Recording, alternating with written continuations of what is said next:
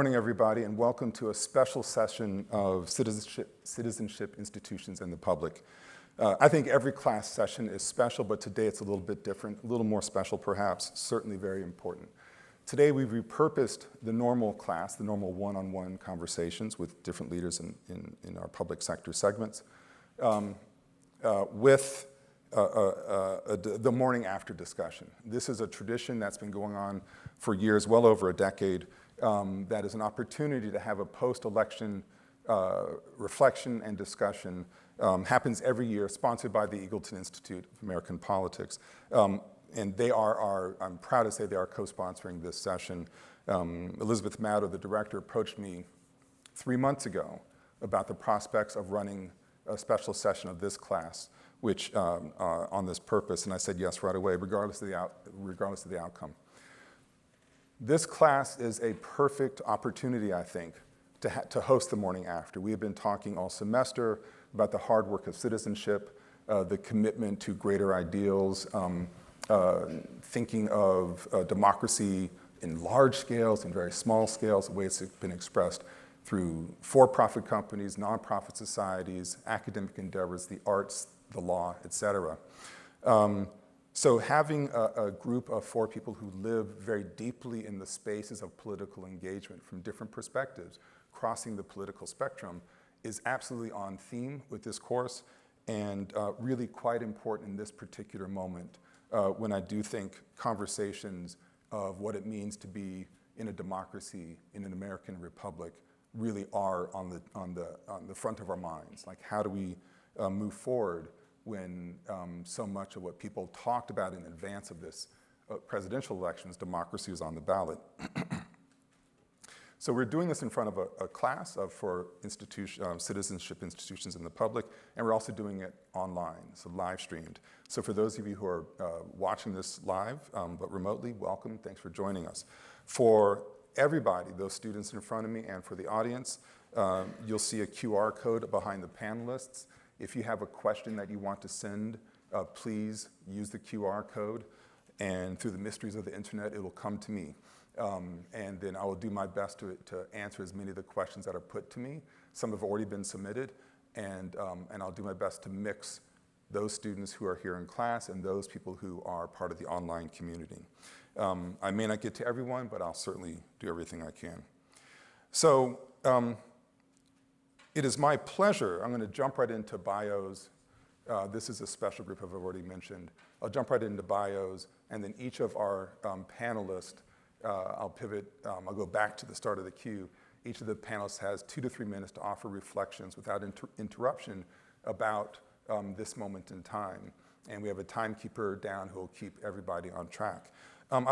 Before I do that, I want to make clear that while this is what people are calling a historic presidential election, I mean, every presidential election is historic, this one may be more than others, I'm anticipating that we will be talking as a group about what are called down ballot issues, not just the president, but federal officials, certainly that have been elected beyond New Jersey, but then also in New Jersey thinking about this state itself, because I think as we're looking at data, we're seeing perhaps some sort of change in how New Jerseyans express their politics.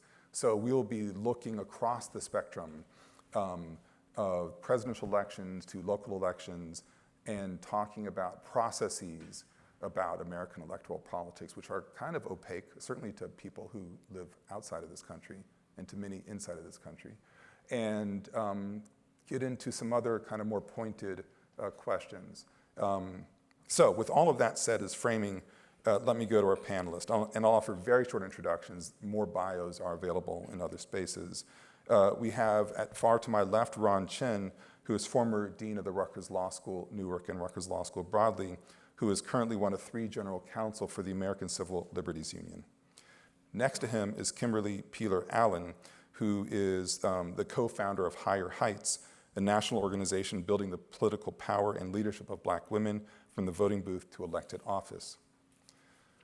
To her right is Mike DuHaime, who's worked at the highest levels of US politics in senior roles for President George W. Bush, Senator John McCain, and Governor Chris Christie, as well as being political director of the Republican National Committee.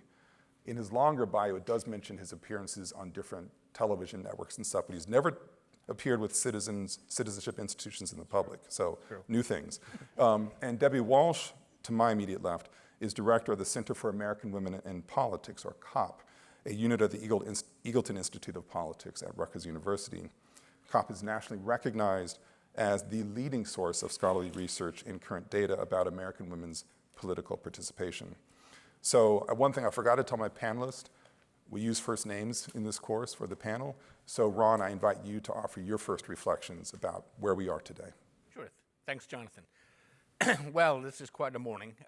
You described it as a morning of reflection, and for me, I think a lot of those who, like when we advocate and professionally work for our democratic institutions, it is an important moment of self-reflection, because I've got to note that whatever you think of the result last night, there was apparently no significant amount of election irregularities, interference, and therefore we've got to acknowledge that the American people have spoken pretty loudly, and we have to respect that decision, even if it's a decision that I personally might not go for it. And to that extent, I suppose our democratic institutions are working and thriving.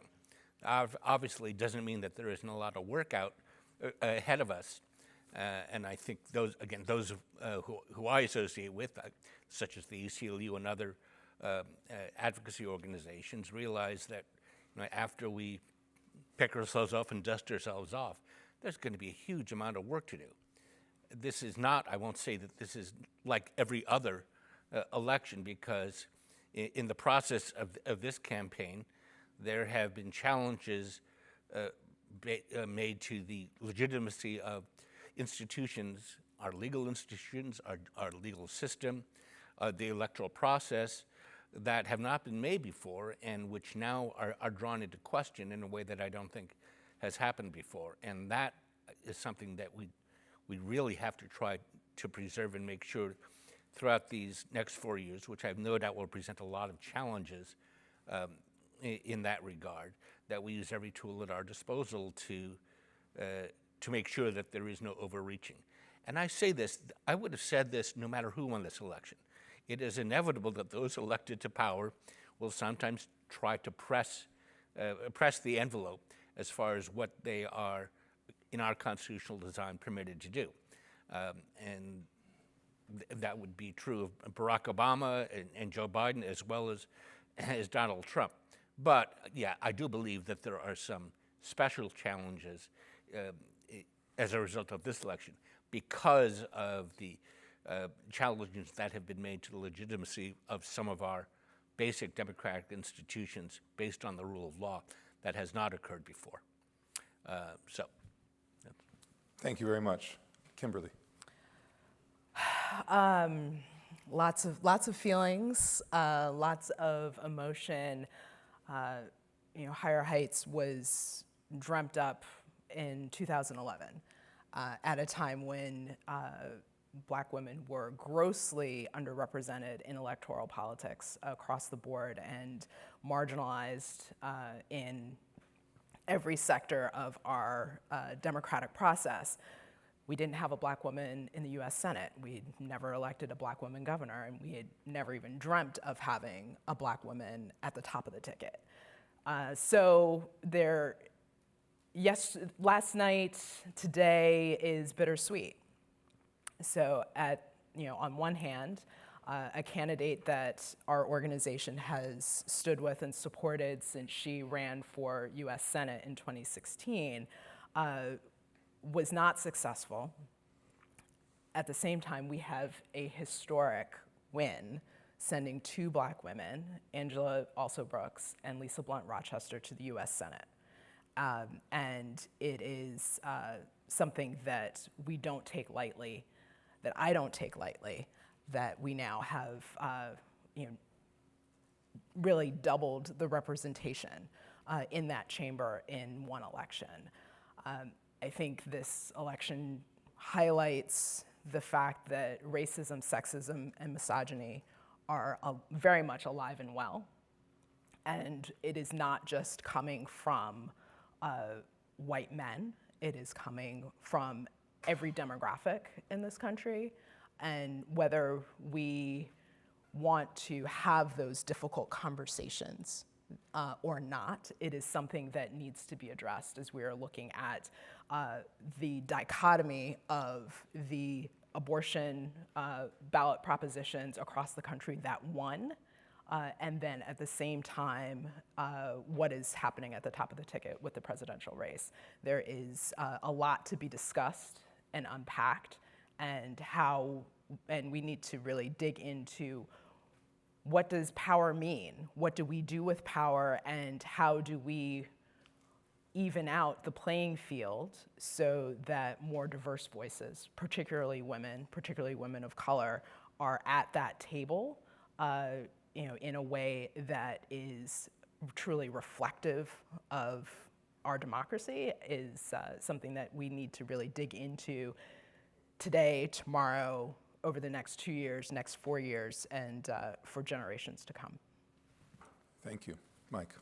I guess as a political operative, I can't help but think through tactically what could have been different. But I think taking a step back and looking at what happened from a big picture point of view for the last 10 years or so, I've struggled with where my party has gone under President Trump and wondering if it's broken, and the appeal, as you said, whether it's racism or explicit anti-transgender ads, things like that, where I've felt, completely torn in terms of where my party has gone, and I didn't vote for President Trump any of the 3 times he ran. So I've been torn from fighting it from the inside in terms of like some of the core values of the party. It's not just the party, it's the country. And that was very loud and clear last night. There is a realignment going on, and I don't know where we are within the realignment, but in terms of looking at some of the demographics, which I'm sure Debbie will touch on, there is a massive realignment going on. But I would also say we are in the midst of a very, very angry electorate. I think if you take back from a simplistic point of view, a simpler point of view, the wrong track numbers in polling was very high. People think the country's on the wrong track. And Joe Biden's approval numbers were very low. And that generally means the challenger party is going to win. And that's what happened. And so there's also a simple view of the discontent in the country. But the discontent in the country goes back in a way that goes back to 2006, 2008. We had relative stability in this country. The U.S. House, from the Depression all the way to 1994, was basically Democratic, with a few blips when Eisenhower was president. But basically, Democrats controlled it. And then from 1994 to 2006, it was basically Republicans. For 75 years, we basically had one shift in U.S. politics. Since 2006 and 2008, we are electing people and then immediately throwing them out. We are angry at everybody. Every institution, as Ron said, the institutions are under attack, but there is a palpable anger and discontent among the electorate.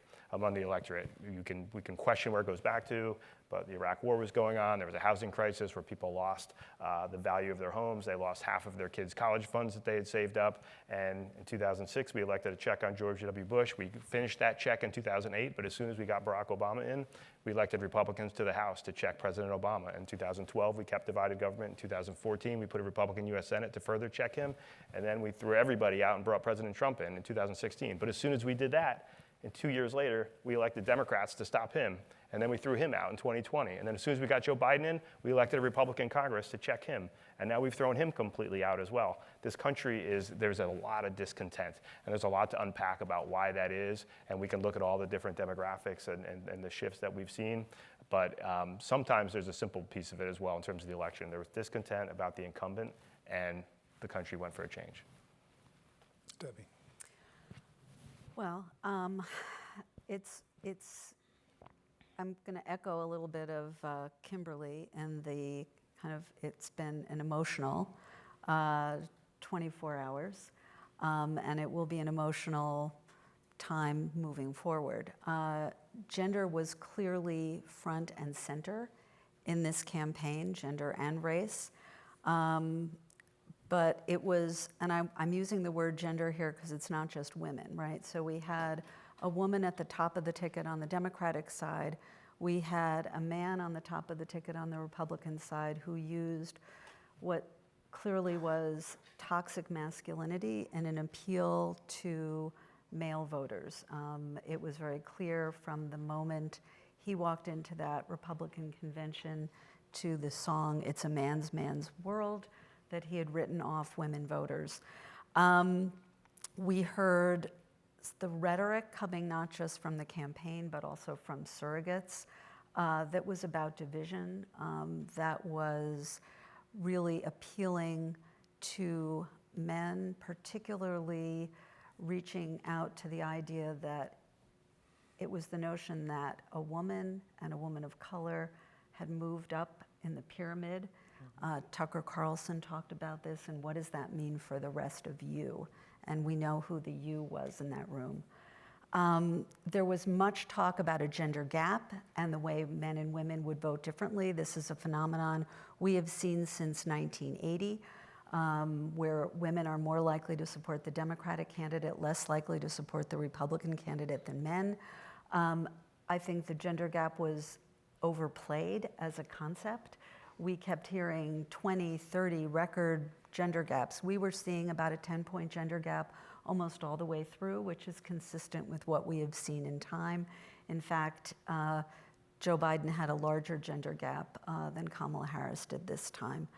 We saw falling off of Latino men in this election for the Democratic candidate that was really enormous and made differences in the outcome of this race. We also saw some important milestones, and I feel like I can't only talk about the top of the ticket. The top of the ticket is critically important, but there are lots of places down ballot. The election of the first 2 black women to serve simultaneously in the United States Senate. We have the first trans woman, Sarah McBride, from Delaware, who will serve in Congress. We have a record number of women who will be serving as governor. We picked up another woman governor, Kelly Ayotte, in New Hampshire. So we'll have 13 women governors. So there are some good news stories here, but I agree with the rest of the panelists. There's a lot to unpack. There's a lot of reckoning that needs to be done, and a lot of really trying to understand what happened in this election. Thank you all. So in the green room downstairs, as we were before we came up here, these 4 folks were throwing numbers and data and at each other. So I hope some of that will come out, and I really do hope we have a conversation going. But to start, I want to go back to something Ron said at the very beginning, is that as much as we are compelled often to point fingers, for all kinds of reasons, across political, in every direction, Ron said something that was very important. It was a peaceful election. A lot of us would not have been surprised if it were something different, but it was a peaceful election.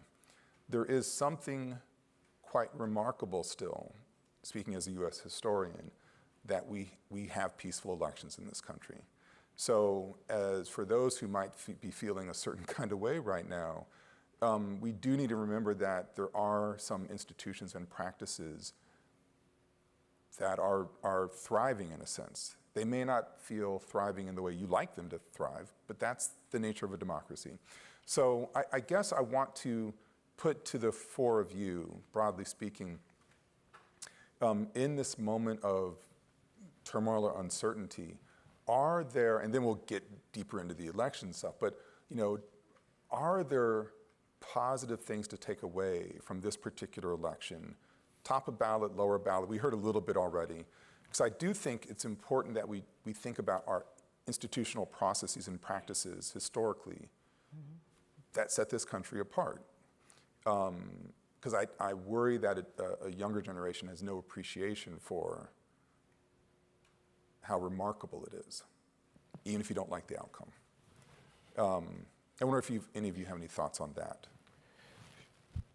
Mike. Sure, I'm happy to jump in. I think, one, we need to remember half the country is happy today, right? There's an element of that democracy, that's what happens. We vote and we move on, and I think you're right. The institution's held. And as messy as it was in 2020, Joe Biden became the president, and it was really, really, ultimately it held. But yesterday was very peaceful. You've seen bipartisan leaders. I'm part of a group that brought bipartisan leaders together to talk about this before the election, that we have to respect and honor the process. But to your point, this is what makes America unique. We settle our differences at the ballot box. And that goes back to the election of 1800 and John Adams leaving when he didn't want to. He lost. And this country has been able to do this. We've been through really difficult times before. The Civil War, the 1960s, you name it. These are tough, but democracy has survived and will survive, but it only survives when we work at it. And I think that's the key. There have been a lot of people who have come together in the last 4 years who saw this threat as something they had never seen in their lifetimes and have come together. And I don't think we can rest on that. I think we're only one election away. But all of the messiness and everything reminds me of the Winston Churchill quote, something along the lines of democracy is the worst form of government in the history of the world, except for every other kind that's been tried, right? This is not perfect. America is not perfect. We're constantly trying to get better. We're constantly trying to improve our processes. But for the most part, it works, and it's better than any other system anybody's come up with. I also think that when I look back on 2016, which I had a moment of deja vu last night, what came out of that was an incredible amount of activism and engagement that we hadn't seen before. A mobilization of people across this country who were going to fight for the issues and the things that they care about, much in the way Ron was describing, that need to be engaged, and to not crawl under your covers and just say, well, I'm done with this, but to stay in the fight and to make sure that you do the work, because it is work, it is labor, and we need to do that and to keep doing it. And just when you think, as Mike was going through the backs and the forths of American politics, just when you think you've got it, you don't. And so I want to really acknowledge the enormousness of the fact that Kamala Harris was at the top of the ticket and what that means for progress in this country, and not to get discouraged by the outcome of the election, but to in fact to stay engaged in the process to make it happen the next time. Mm-hmm. I'd like to add two thoughts.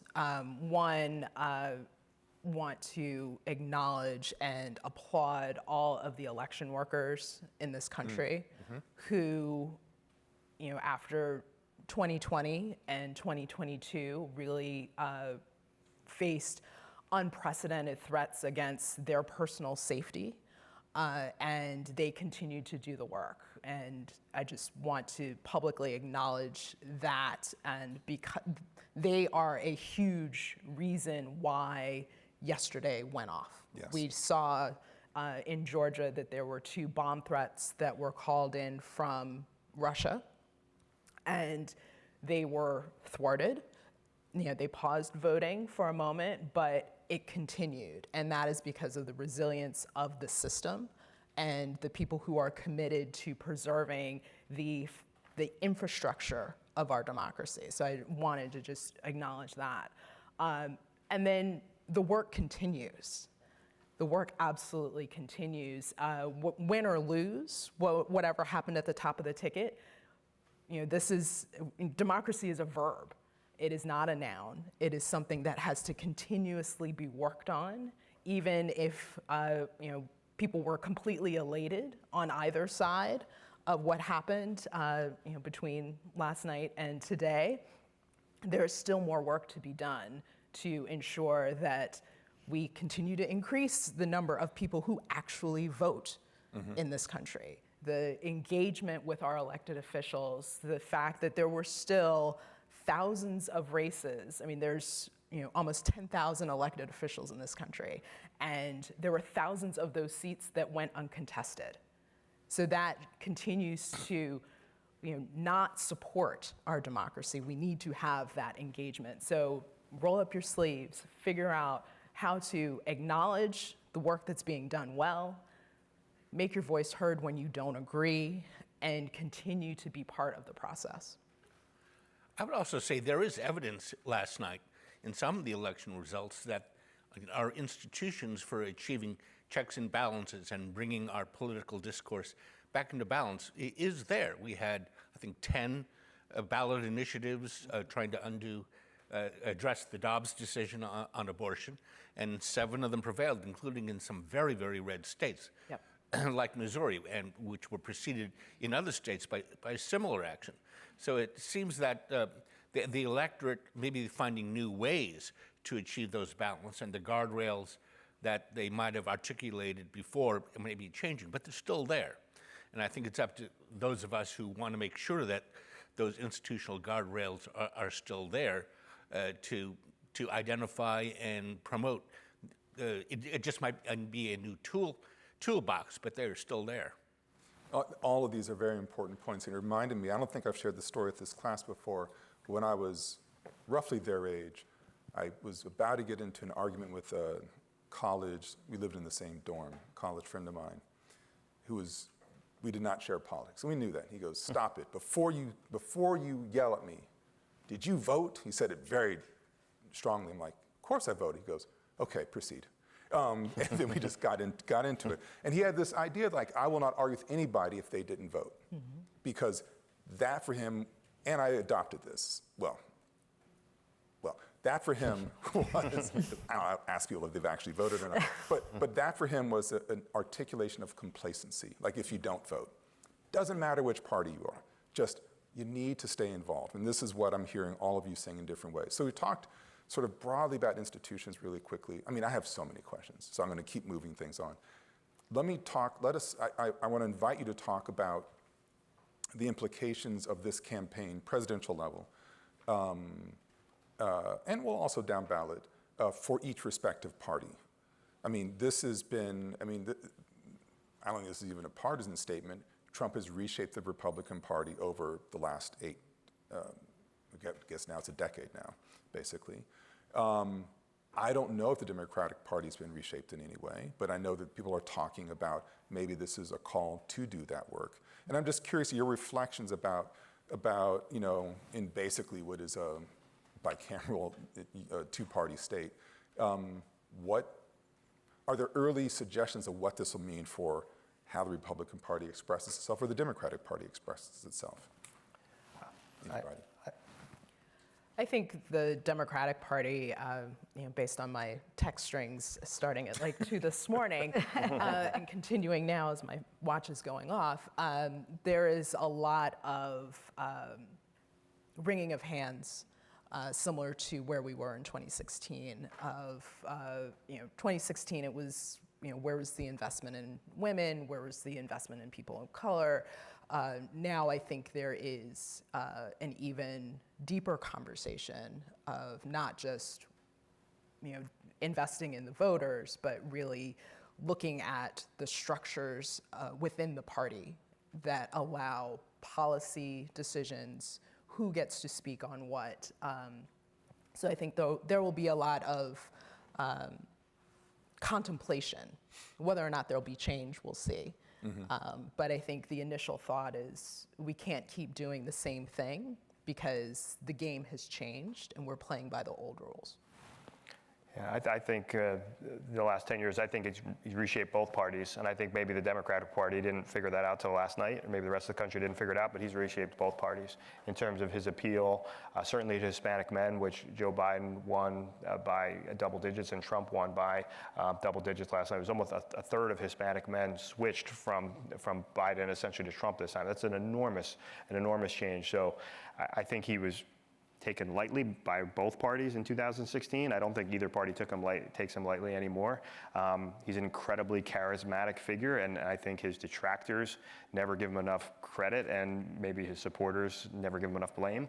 But he is incredibly charismatic, but he has reshaped the party, not only in terms of his personal image and kind of that appeal that he has in terms of that cultural appeal he tried to have towards men. You talked about toxic masculinity, that was very purposeful cultural appeal he was trying to do, but also from a policy point of view. And I think picking J.D. Vance, who's half his age, but shares some of those policies point of view. He doesn't share some of the personal antagonism, which somebody does, but I mean some of the isolationist policies when it comes to trade, when it comes to foreign entanglements. And the other, I think one thing we forget or don't give enough credit to is Trump did have some very specific policy differences that were very different from both parties when he came in 2016 about trade, about certainly our role in the world, much more isolationist, much more protectionist, and he tried to articulate them in ways about how will they help you. Your life is, you have problems in your life, here's what I will do to fix it. I will stop immigration, I will put tariffs on, I will get rid of taxes on tips. There were very specific things, and I couldn't help but look at Vice President Harris's last event, and she said a president for all was like the big thing. That means like nothing to anybody. And maybe it preaches to her own choir a little bit, but there is a specificity. But I believe Trump has reshaped the party from both an ideological point of view, but on very specific policy pieces that are very different from John McCain, George W. Bush, and previous Republicans. I do think there's this realignment about thinking about what is that working class block, that has changed, right? I mean, I think we were thinking about that as these sort of white, blue-collar workers. It's not just and white. That's not just white anymore. Right. And the Democratic Party is going to have to kind of come to grips with that and rethink some messaging around that, but maybe even more fundamentally than just the messaging. The piece that I hope there can be some thinking through on the Republican side is the division, is the them-us mentality that Donald Trump has put forward over these, particularly in this last, since he left office, almost it's been worse, that engenders this kind of rage and anger and fear, which I just don't think is healthy for our democracy. It is not healthy for the institutions. It builds in this distrust of institutions. So even though he's not saying that the elections didn't work this time, right, because it went in his favor, but he will, I think, continue to talk about when he does not get what he wants, it's the institutions that have failed, it is the media.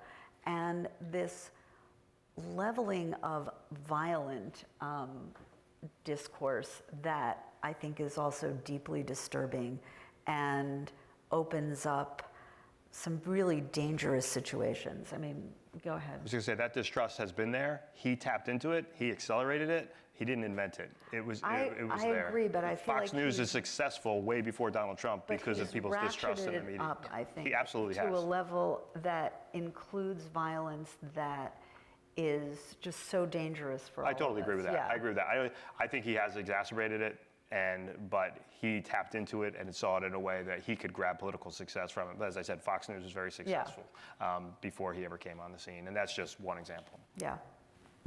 So I'm going to move ahead, if that's okay. Okay. So one of the things that my class be like, oh, here he goes again. I'm always talking about social media in this class. But you all need to understand we are a generation removed from you, that we are analog native, you're a digital native now, but campaigning reflects this change too. That reading articles about the way that social media, TikTok or Instagram, whatever, or conservative social media places like Truth Social have played a role in shaping opinions, telling us what we already want to hear, perhaps, as individuals. Is there a way, it feels like a trap, like a logic trap or an information trap. Is there a way to use the power of social media in constructive ways that, this is a class about institutions, that builds up institutions instead of taps into the anger that is destructive? Is there a way, are there candidates? Are there people, I don't know, I sincerely don't know, if there are people running for office who are trying to offer a different way to deploy what for this generation in front of you is still a new technology and a new way of connecting with people, and not one that is preying to our basest instincts. I think campaigns are not designed to do that. Campaigns are designed to win, and they're designed to get 50% plus one, and campaigns are not a civics class. Campaigns are about driving people out, and if you're not registered to vote, well, tough. I'm going to turn out the people who are, and if you're not voting for me, I'm probably not talking to you, and if you're definitely voting for me, I'm probably not talking to you. I'm going to people who are persuadable or I need to turn out. And that's unfortunate. You'd like people to rise above that. Hopefully that happens when they win and they remember they have to serve all people as opposed to just trying to get to 50% plus one. And maybe it's up to the institutions themselves to come into this, and maybe the National Park Service needs to have a fun Instagram account where they're showing great things that It actually does. It actually does. I've come across some of these things. So fair point. But there's one thing about running and there's one thing about serving. Yes, I agree with it's that. a different dynamic. So let's talk now beyond the national level and think about, let's focus on New Jersey, State University of New Jersey after all. What are the implications, what are we seeing in these early results, still processing lots of information about the nature of how New Jersey is expressing itself as, in terms of who it's putting into office? Well, I will do the one of the little gender happy stories for New Jersey and for the nation, which is that New Jersey currently has 2 women in its congressional delegation, Bonnie Watson-Coleman and Mikey Sherrill. They both won re-election. And Monica MacIver actually is the 3rd woman in, but she just came in, and now she won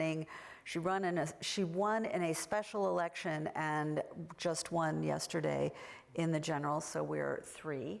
And Nellie Poe, I don't think the election is completely decided yet, but she will likely win. She was in the state senate right now. She is when she gets officially elected, she will be the first Latina to serve in New Jersey, in the New Jersey congressional delegation. So we've gone from 2 to 3 this year, and now we will be at 4, the most women who have ever served in our delegation. But I'm going to let Mike talk about what happened overall in New Jersey and what things are looking like. For when Republicans have success in New Jersey, they basically need 3 factors on their side. You need an exceptional candidate on the Republican side, a flawed candidate on the Democratic side, and then you need the kind of political wind to be blowing your direction. With a million more Democrats than Republicans, you kind of need all those things in place. I think what I saw was Trump was a bit underestimated in terms of who he could pull out, and a big part of that, again, goes back, we're saying this a lot, but like Hispanic men especially. If you look at the numbers in Hudson County, if you look at the numbers in Passaic County, they were much, much closer than they were 4 years ago, and that's the biggest takeaway. And Republicans for many years thought that they should be doing better among Hispanic voters, and George W. Bush in his reelection and President Trump yesterday got roughly the same amount, about 45%, but they did it in very different ways in terms of the appeal they were trying to have and how they did it. I think that's an interesting realignment, and I think Democrats, for years in New Jersey have rested on this massive registration advantage. Governor Murphy did not win re-election by very much. This was the closest election probably since President Bush 2004. I think Trump was actually closer than President Bush was in 2004. Probably 1988 was the last time, or 92 was the last time it was this close. So I think that realignment that you're seeing nationally is happening here as well. And I think there's also a bit of a discontent in New Jersey about some of the affordability issues, which cross both the national inflation numbers, but also state level stuff. We're a very high tax state, we're a very high cost state, and I think that is coming to a head. And what I remember the 4 of you talking about downstairs is, and I think you just pointed to, the Democrats are not winning by the kind of margins that people were anticipating in New Jersey. And we reduce this country into blue and red. It's a lot of purple. Mm-hmm. And so there's a lot that remains to be seen in New Jersey, thinking about which directions we go at the state level and at the federal level, for sure. Let me, Kimberly and Ron, let me pull you in thinking, this is just a wild pivot now, but Kimberly, you talked at the very opening, you were very clear in your reflection about this election being an expression of, as a historian, what I heard you saying, it's sort of long traditions in this country, mm-hmm. in terms of racism or sexism or misogyny. I want to, it's not pushing back in you, but pushing you forward a bit to say, how do we find a way forward? I mean, this is so much of what your work is about, right? It's mm-hmm. trying to elevate people who've not been in certain spaces. How do we do the work with these shifting demographics or shifting voting behavior? How do we continue that project? I think the work continues. I don't think it necessarily changes a lot. I think, Higher Heights was conceptualized in 2011. It was very ambitious of us to think that we would get a Black woman at the top of the ticket in, less than 15 years. So that's very heady, but the pathway has not changed. the need to constantly credentialize women overall, women of color specifically, about why they are experts, their right to be in that space, their ability to connect with voters continues to be 10 times harder and 10 times more important than their white male counterparts. One of the things that we continuously heard about the vice president was, what has she done? Does she deserve to be there? She didn't have to go through a process. Just all of the questions of her capability. And then the president-elect was reiterated that by saying she's not smart. And all of these tropes that follow women and having to constantly push back on that and credentialize is something that continues to have to happen. But also being able to tell the story of the impact of women in elected office. What happens when? How does it not just help women, but it helps all of us when we have people with diverse life experiences at the decision-making tables. So it is a continuous process. We saw in 2018 a huge surge of women as candidates, and we saw people really seeking out women to support, to vote for, to campaign for, because they saw the value of having them at the table. So we are making slow incremental progress, but it is something that has to continue, and we can't let up. We can't believe the things that are being told about us. I tell candidates all the time, the first thing you have to do is win the primary of self. Do you believe that you are going to make a difference, that your voice will change things for the masses? And once you believe that, then you can really move forward. But when you get into these spaces where, frankly, you're being beat down, it is hard to continue to move forward, to do that credentializing, to convince others when you haven't necessarily convinced yourself that you belong in that space. So I think there's being able to have multiple voices talking about the value of diverse leadership is absolutely essential for us to continue to be able to make progress. I guess it's worth noting that we did elect Andy Kim to the Senate, the first Korean American as senator in the United States, obviously from New Jersey as well. And I find it interesting to note that the issue upon which he gained a lot of notoriety, certainly this year, was his lawsuit challenging the county line. Disclosure, I was a lawyer for one of the amici parties in that case, and we promoted his side.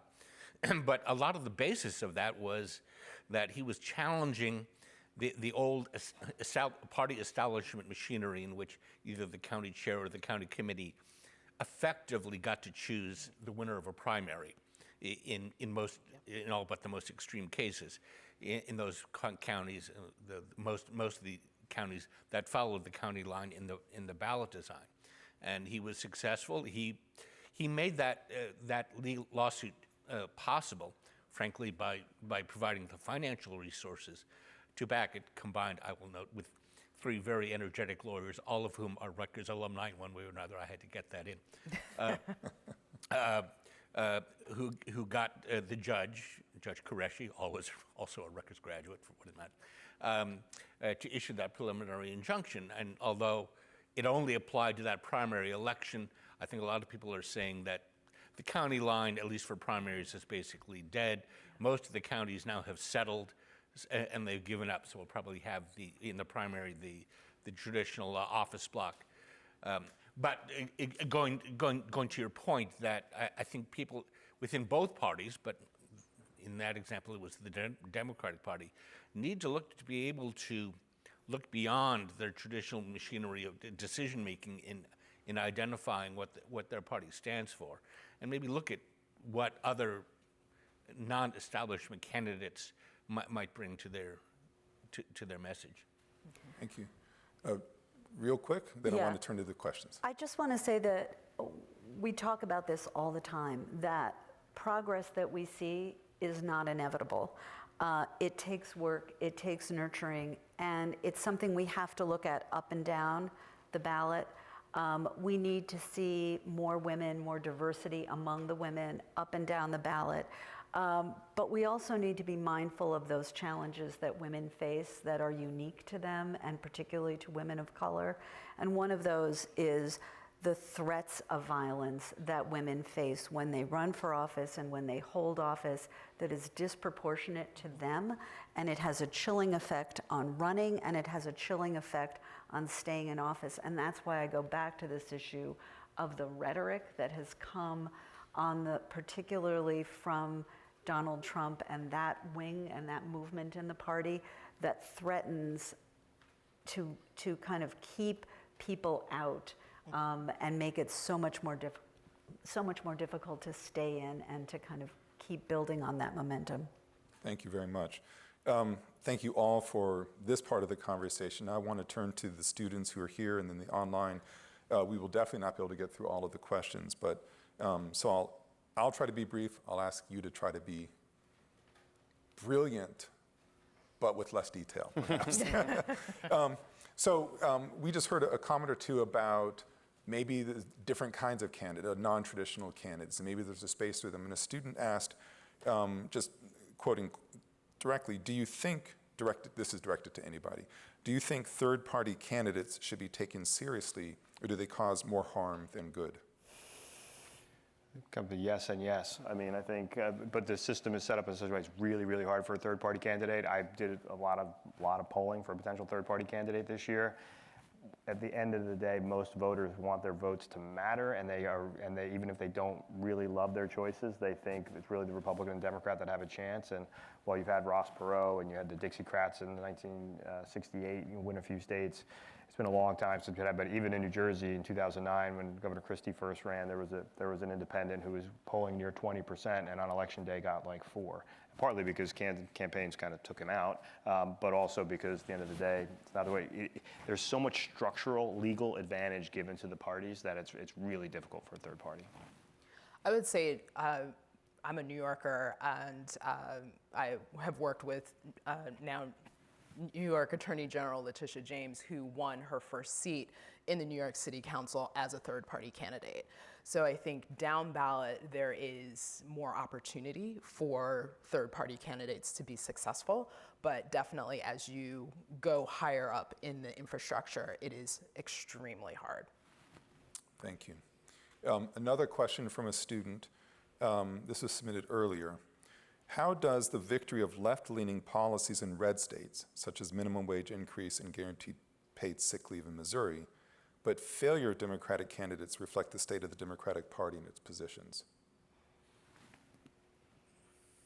That's $1 million question. I know, I've got great students in this class, so they're going to push. Well, it's a little like the abortion issue too, right? It's like it's winning in states when it's on the ballot, but then the candidates that are running are actually the anti-choice Republican candidates who are winning. Missouri is a great example of that. Yeah, I also think of Ohio when they had their ballot initiative, and then the state legislature came in behind it in the following session, trying to dismantle the will of the people. So it is not clean cut. I think it is a statement of values that, you know, in theory, that this is what they want to happen, but having the infrastructure in place to actually make it in practice is a different ball of wax. So I think there's my value is reproductive freedom. However, I also, the economy is more important to me, so I'm going to vote, But in a way, it that. kind of lets those voters have it both ways, right? Yes. It gives them permission to be pro-choice and do the job of changing the law in the states, but it also lets them have the candidate they think is going to be better for them personally and the economy, right? Yep. Because most voters are not single-issue voters. Right. Most voters Right. are on a spectrum, and they're trying to figure out what's most important to me today, and they're just mostly not. Some are, most are not. So I thank you. I want to move to the online audience. and it's a long question. I'm trying to edit it down right now. I'll just give the first part of the question. Do you think hyper-focusing on race and gender has ultimately led to a clear backlash against such polarizing train of thoughts? Verbatim question. I think it has among young white men. I think it has. I think there's a feeling, and I think there's a feeling among young white men that while they may have inherited this country, were not part of it, and that they are being singled out as if they've done something wrong when they're 20 years old, and they were not part of this system. And that doesn't mean over time, but I recall being a young white man myself. I'm not anymore, but I recall, when people would talk about quotas or different things and affirmative action, and you start to really wrestle with it. And this is a time in your life when you wrestle with it. But I think many young white men right now feel like they're a bit lost, and that Trump gave them a place, and I think that's part of it. I think it's a little bit of a backlash that they feel like, everybody's a special group except me, and somehow I've been made to feel a villain. Whether they're justified in that or not, that is how they feel. I'll also add, within higher ed, this is a demographic challenge within higher ed, is the declining male presence, and in particular, the rapid drop-off of white males on college campuses. At some universities, you have a demographic imbalance of, upwards of 65% of the students are women versus men, which will have long-term implications of some type, something we are. It's also that mentality of them, us, right? It's Yes. like there's a zero-sum game here. Yes. There's a pie, and we got to cut it up. And if someone's getting a little bit more, it means I'm getting a little bit less, and that keeps getting reinforced. And I think that leads to a lot of the appeal of a Donald Trump. I will say I'm the child of a kindergarten teacher, so it was like, well, you share. You share. It's not that complicated, I think, but I actually think it is experienced that way as much more complicated. Let's return to the students very quickly. This is a question about social media that I'm not asking, but a student's asking. It's a longer one, but I'm going to read the whole thing out. Did social media go beyond reaffirming existing political beliefs this election? Did it actively push people towards certain parties? Exploring X last night, it was overwhelmingly conservative. Knowing the connection between Musk and Trump, could these platforms be almost weaponized to almost unfairly promote certain parties? Yes. Yes. Yeah. Yes. Yes, but I would say that so have other media type of communications for centuries. I mean, Thomas Jefferson wrote pamphlets under pseudonyms and attacking Alexander Hamilton, and he did the same. It is a new technology trying to do the same thing. There have always been partisan outlets that had different points of view. I think we also forget that these are businesses, and that Fox makes money and MSNBC makes money, and so Twitter maybe not as much. But it's the algorithm piece, right, where it keeps targeting you, Yes. and then you only are getting this. It's confirmation bias. Right, Yes, yes. absolutely, which makes it more dangerous to me than. I'll agree with yes, but as a civil liberties lawyer, I would then ask, and what are we going to do about it? Yeah. Are we going to be tempted to regulate social media in a way that we wouldn't regulate the New York Times? And I would just say, be careful what you wish Right. for. Great point. Because at point, you're going to have to appoint someone to be the monitor or the censor, and it's always going to be someone whose views you do not necessarily agree with. I mean, this is the work of the ACLU often, protecting people's rights who I will say I find venal, but there's a larger game at play, right? But that's a very tough place to be. But that's also the nature of democratic processes too. Very uncomfortable. Last question from a student. Want to make sure all the students get their questions asked here. What do you believe were the most effective messaging or strategies that resonated with voters during the election? And what is one major change you see coming in the next 6 months? It's a big one. I think one of the most effective messaging strategies was the Democrats' messaging around reproductive freedom and abortion. And the first-person stories that were told from the convention, through all of the ads, through surrogates who were telling their stories, I think was extremely effective in making people aware in a way that was broader than what I think had traditionally been the thought of. It is an unwanted pregnancy. It's a woman who just decides she doesn't want to have this baby anymore, so she's going to go and have an abortion. And it broadened the understanding of what abortion care is and what the ramifications are when abortion care is not provided and it is life and death. And I think that was something that we've seen over time, starting out in Kentucky, in the Kentucky governor's race 2 years ago, and then continuing forward, that I think there is the first person of, I am an individual. It is not a talking head on, overdubbing on a bunch of images. This is an individual telling their personal story that I think was far more compelling than anything else that was done this cycle.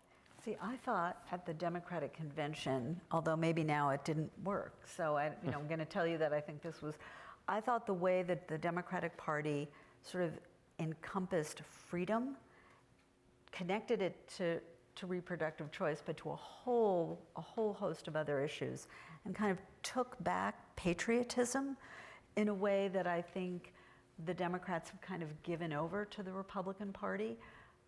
But now that I'm saying that, it didn't work. So I thought the convention was very, very well done. Yeah. I think the biggest factor in this race ultimately was that President Biden didn't get out and allow there to be a primary. We could go a long way with that, but sometimes it's simple. But I think the messaging from Trump that was very simple was change. Yeah. When the election wants change and you say I'm different and there's a reason, there's a problem and I'm the solution. And by the way, President Obama did that. Like, he was great in 2008 when he did change, and then it was stay the course because he had been doing a good job. Elections are generally about, do you want to change who's in charge, or do you want to keep who's in charge? And this time, and I think it was very difficult for Vice President Harris to figure that out. And it was almost political malpractice that she didn't have a question, she didn't have an answer to the question, but what would you do different than President Biden? That's like every single vice president in the history of the country has had an answer to that question, and she didn't. But it just underscored to me the difficulty of the position that she was put in, and that she was trying to say that I'm change, but I'm not too much change. I don't want to offend the base, but I'm enough change, and it's much easier on the other side to say I'm change. It was those signs he had at the very end, Trump had at the very end. She broke it, I'll fix it. Yeah, and she owned everything from that administration, fairly or unfairly. The vice president doesn't really make those decisions, but. Thank you all for this. What I find I have pages of questions. I can keep going. Alas, I think you all have busy days ahead of you with different phone calls and texts and appearances and such. So thank you for being part of this tradition of the Eagleton Institute. Thank you for bringing your expertise to bear on this conversation, on these really serious topics. There's a lot more to be sorted out. I mean, one of the things that we were talking about downstairs is like, okay, this is what I know now, but this information is 2 hours old, and I'm still trying to process it. So a lot more that's going to be coming out in the next few days, not just in terms of a new presidential administration, but all these other, there's a lot of, well, before I walked up here, the House was still unsettled. There's a lot of consequential things still to be worked out. So this is a stay tuned, I think for others, the class and for those viewing online. Before we wrap up on this really interesting topic that is so related to this course, let's do the right thing by everybody and join me in thanking them for their time today.